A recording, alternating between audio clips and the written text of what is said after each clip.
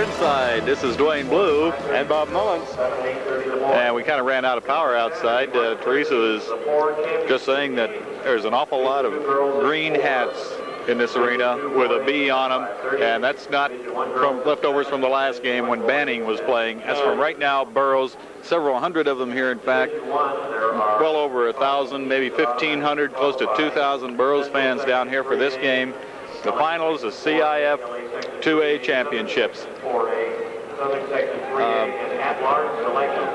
What can I say? They're 6 minutes away. This place is very calm. I can't believe it. There's an exchange of crowds, too. We had a very exciting 1A championship game that came right down to the wire with Banning knocking off St. Joseph's by 2. Everyone in here is getting ready to kind of get settled in their seats. This is nervous time. You work all year toward this final game, and you hope against hope that you're able to get into the final game. These two clubs here represent what is left of a 32-team field that started out a couple of weeks ago. Those 32 were the qualifiers from over 100 2A teams in the CIF Southern Section. A little bit about Capistrano Valley.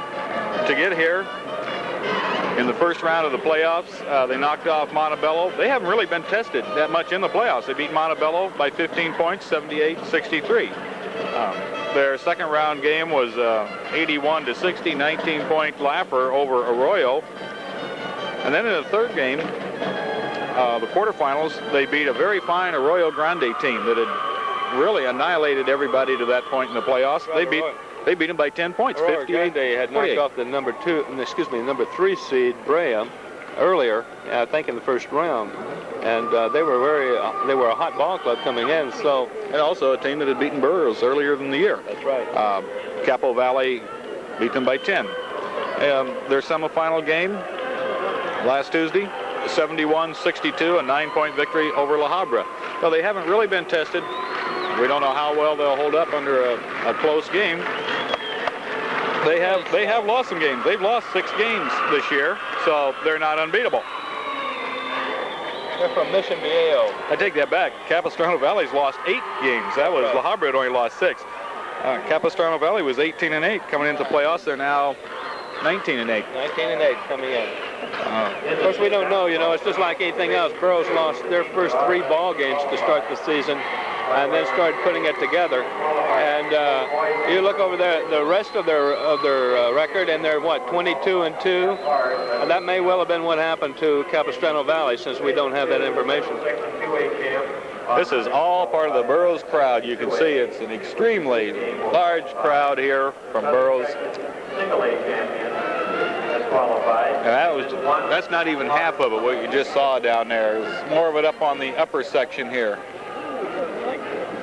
These are all Burroughs fans. That's just to one side of the camera. You can swing it around to the other side.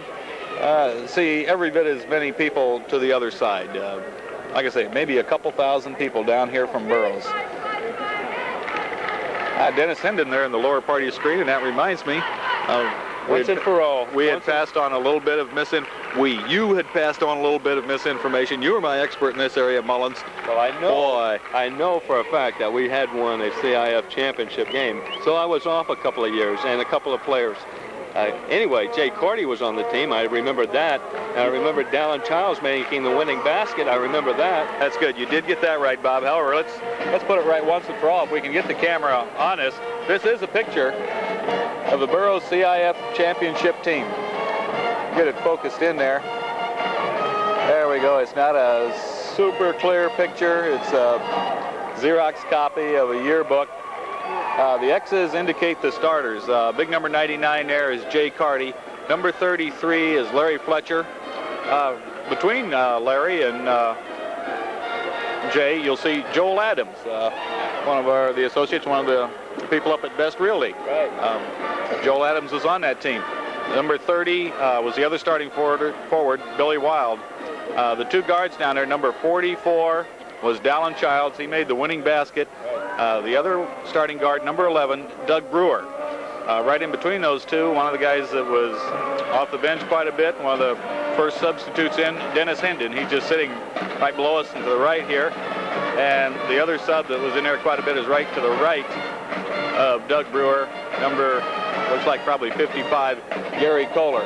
So that is the Burroughs championship basketball team. Their only other CIF championship team. Lost only 2 games that year. That was in the small school section, if I recall right. And of course, it was Northern CIF playoffs and not the Southern. And it was played over at Trona High School. They beat Bell Gordons in the finals 41-40.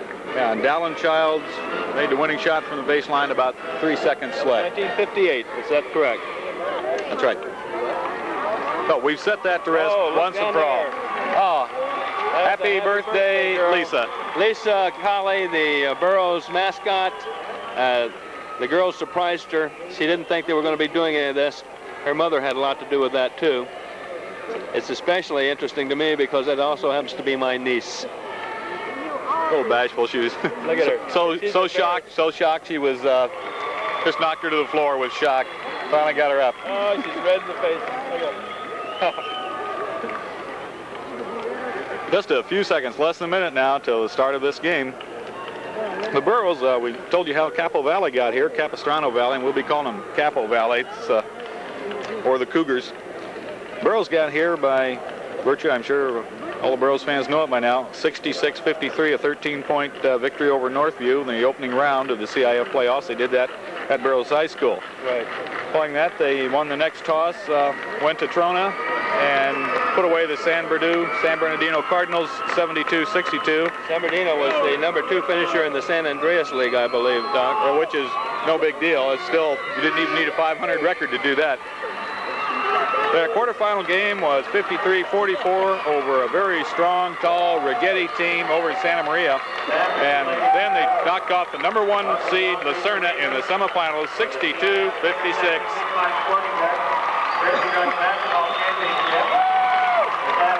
There it is. We're getting ready for the introduction of the starting lineups, and we'll be back with them right after these messages from the people that are bringing you Burroughs basketball.